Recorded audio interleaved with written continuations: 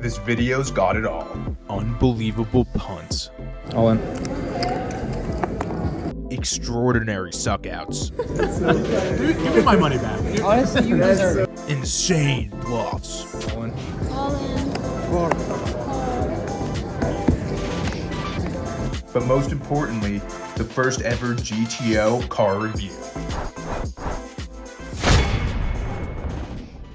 Welcome to GTO Car Reviews. Today, we're at Wellesley Mazda, famous for its close proximity to not one, but two Dunkin' Donuts franchises. We're going to be taking a look at the Mazda CX-90 while my Mazda 3 is getting serviced. First impression, just looking at this vehicle, it is big, but I wouldn't say it's 30 times the size of my car as the name would suggest. The interior is very solid. You have leather everywhere, comfortable seats, nice steering wheel.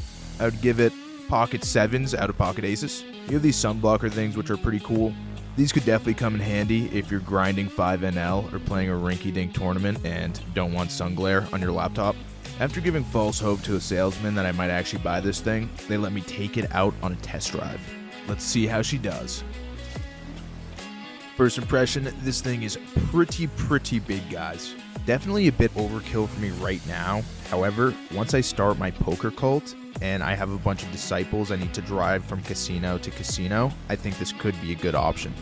The 3 rows of seating combined with the smooth ride will be perfect for getting my guys prepared to check jam bluff the tits off of nits with bottom pair backdoor flush draws. It also has a sport mode activation animation, which obviously massive points for. As tested, this vehicle comes in at $47,870. A number so large, you don't even measure it in big blinds, you measure it in buy-ins. Overall, I give this vehicle king, queen of spades out of pocket aces. Like and subscribe for more GTO car reviews. Now, it's time for poker.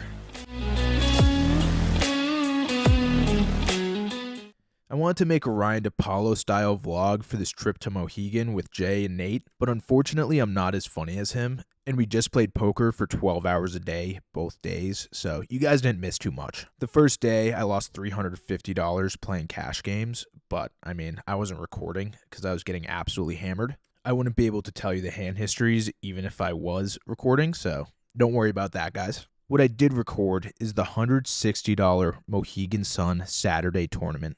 Talk about a dream come true, playing in such a prestigious event. It simply does not get better than this, guys. This is my first crack at a live tournament. Let's see how I did. First hand of note, I have King 10 of diamonds. I have King 10 of diamonds in the big blind. The level is 200, 400, and it's 20,000 starting stack. The button limps and the small blind limps. And me, thinking I only have 20 big blinds, I just go ahead and rip it in. In the moment, I thought this was a great play.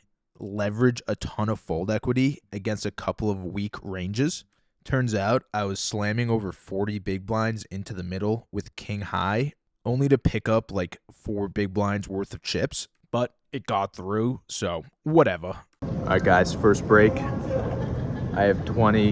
Tell him the hand. 21. I messed up a little bit after conferring with my coach over here. I thought I had 20 big blinds in that king 10 hand. I in fact had 50. So it's quite a large jam, but it got through. And we're ready to attack the next level. Ended up not really attacking that next level. In fact, busted within like 3 or 4 hands with ace king. Immediately started playing cash because, guys, I do not like this tournament stuff. My brain isn't small enough to just sit there with like 15 big blinds and wait for an ace to jam. I'm more of a thinking player. Here we pick up the fucking aces in the cutoff. There's a low jack open to 10. I make it 40. The big blind calls 40, and then the low jack pops it up to 140. Most of the time, I think I'm just flatting the 4-bet in position with aces. But with the big blind still in the hand, I decide to just rip it in and hope to get a call. The big blind quickly folds, and the low jack thinks for a little bit. He says, "Your pair's bigger than mine," and makes the fold. He says he folded pocket 10s, which seems legit. I believe him. And yeah, it was just a decent fold. Unlucky the big blind had to be in there and mess everything up for me, but Hey, what can you do? Got my entire buy-in from that stupid tournament back without even seeing a flop. In this hand, there's an early position open to 7, action folds to me in the cutoff, and I peel queen, jack, offsuit.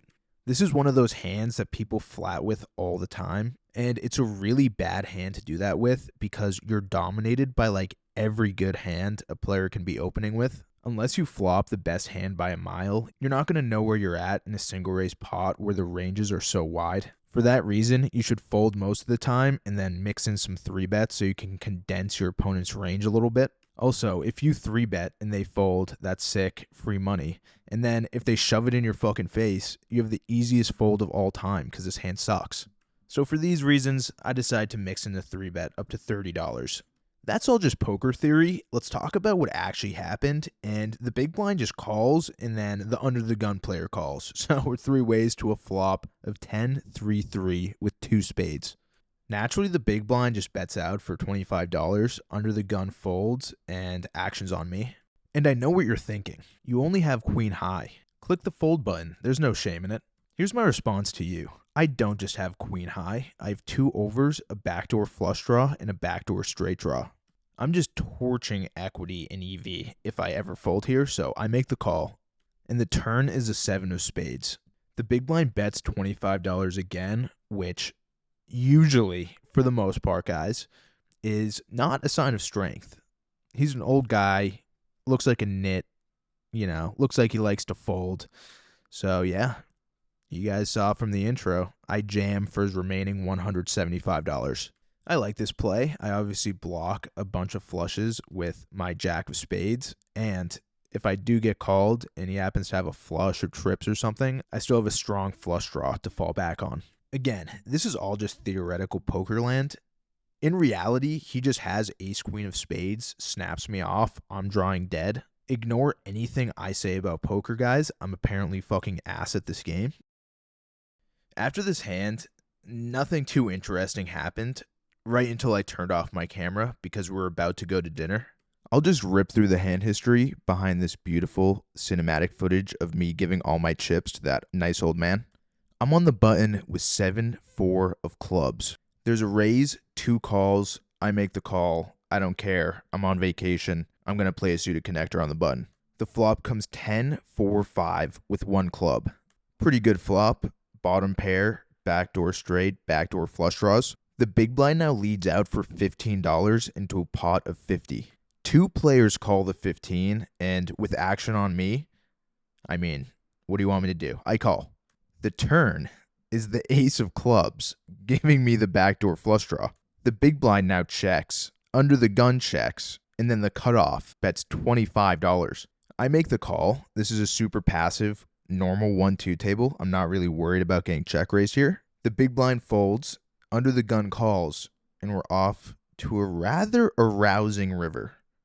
The 3 of clubs. Any 5 makes a straight, but more importantly, I've just backdoored a fucking flush. So, yeah, pretty fucking sick. What's even sicker is under the gun now leads out for $50. The cutoff unfortunately folds pretty quick. Now I'm in an interesting spot. This guy earlier said that he only bluffs once per day, and he already used his bluff about an hour ago. And you could be saying, GTO Jason, this is a reverse live tell, like he's lying, it's poker. And yeah, you could be right. Maybe on the weekends he bluffs 2 times a day. But in this spot, is he ever leading into 2 people as a bluff? Absolutely not. He at least has a 5, and I think a lot of the time he has 5-6. So with all this in mind, what's the move? What are we going to do? Raise small, fold to a jam? Call because he might have a higher flush, or do we go all in for $450? I've already shown 2 or 3 bluffs at this table. I've been getting after it. I'm going for it all. I'm using my table image. I jam for $450 and he goes into the tank forever. He's looking at the board. He's looking at me. He's saying, oh man, do you have a flush? Like, oh, I don't think you have a flush. If you don't think I have a flush, put the money in, buddy. After a solid 4-minute tank, he finally puts the money in. I show the flush and he shows 8-9 of clubs. Oh my God, I've been nit rolled. Psych. He mucks and I win a massive pot right before dinner. Dinner went just as you'd expect with GTOJ at the table. 9-7 of hearts from the big blind. Pop is 10-10-7 with a club. Check, check. Here he is running hands through GTO Wiz. Buddy, get help. You have a disease. At dinner, we had a few drinks. I got a little buzz, and then I went on a fucking heater. I'm not gonna lie, guys, it was absolutely hilarious. Someone would sit down, I'd stack them, send them on their bike. Someone else would sit down, stack them, send them on their bike. And this kept happening for, I don't know, 5-6 hours. So yeah, it was awesome. Unfortunately, I wasn't recording, naturally. But there is one hand I really need to share with you guys. But I also need to take my dog on a walk.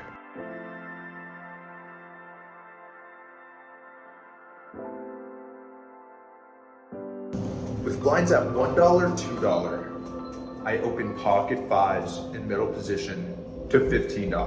Aggro Spaz GTOJ 3-bets me from the button to 50.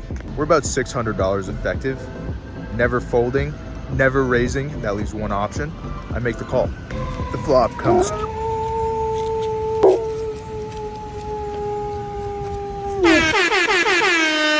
The flop is Jack 4 deuce rainbow. I check J-bet small like you would with literally anything. I could be ahead. I make the call. The turn is a 3, completing the full rainbow. Jay now bets $125. So betting 1/3 on the flop and then 2/3 on the turn. As you can see, Jay's getting real creative. Never seen that before. I have an open ender and a pair. Don't feel the need to turn my hand into a bluff. I could still be ahead. So I make the call. Now the river is the queen of spades. I check and flow, and Jay bets 135, sizing down a bunch. Against an aggro fish of GTOJ's caliber, I think I can consider a call here sometimes. However, a ton of bluffs now have top pair, king, queen, ace, queen, stuff like that. So I think for a bit, I'm blocking 5-6. I have queen, jack, pure. I have 5-6, pure. I have every set. And I have ace-5 here sometimes. I'm probably not just flatting with ace-5 suited out of position, facing a 3-bet, but Jay doesn't know that. He thinks I'm a fish. So I grip it, I rip it, and I jam for $450.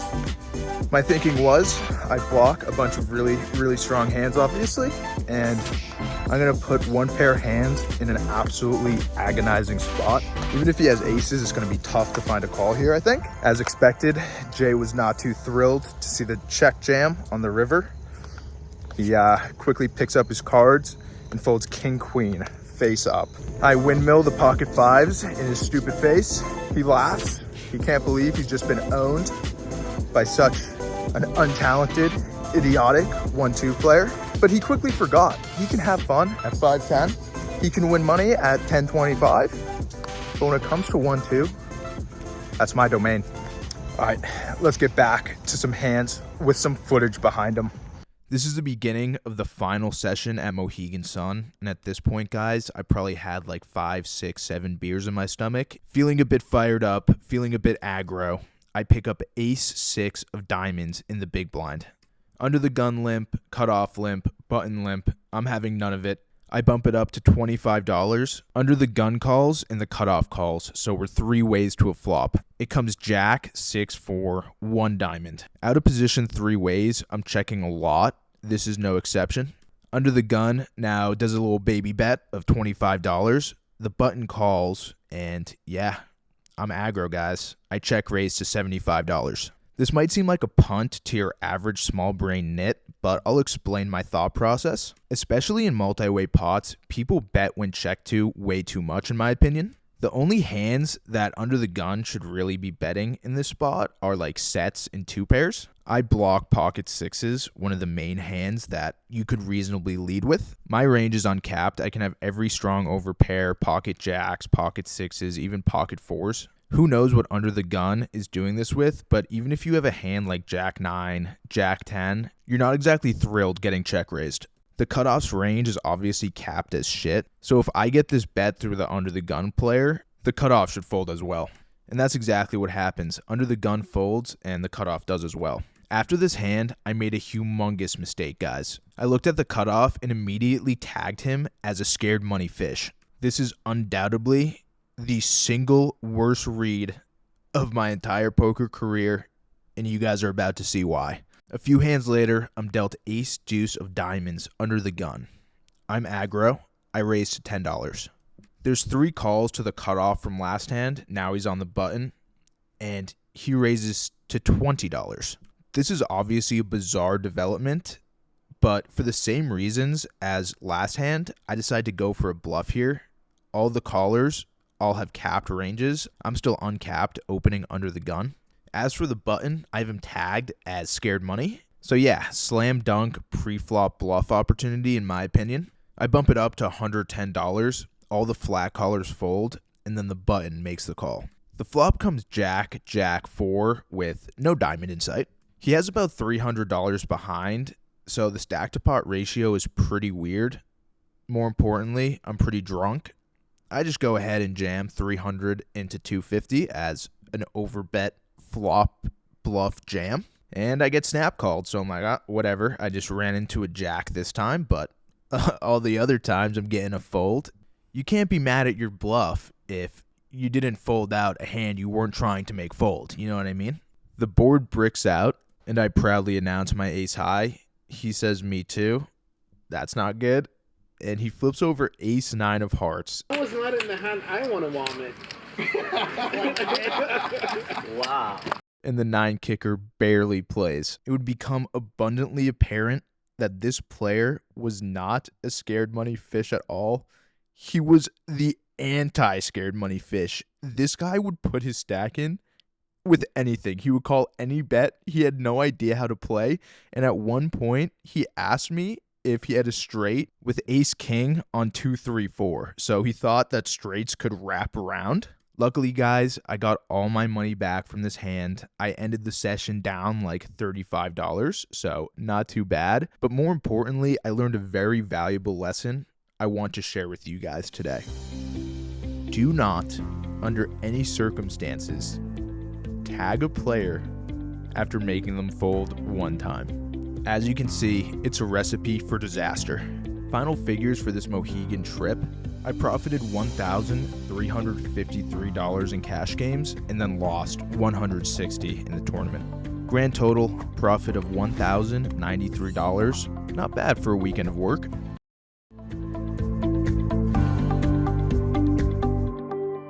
I played a session at Gate City, formerly Boston Billiards. I got absolutely smoked. At one point, I was down $2,000. I shut the camera off pretty early on in the session. I needed to focus, get my money back. I hope you guys can respect that. But I do have one hand I think you guys will find pretty amusing. As you can see, I have pocket kings under the gun. I open to 15, get 2 callers. Right as I'm like, oh fuck, I'm going to go 6 ways to a flop with pocket kings, the button saves me in 3 bets to 35. 4 bet incoming, obviously. I make it 100. The 2 callers fold, and the button makes the call.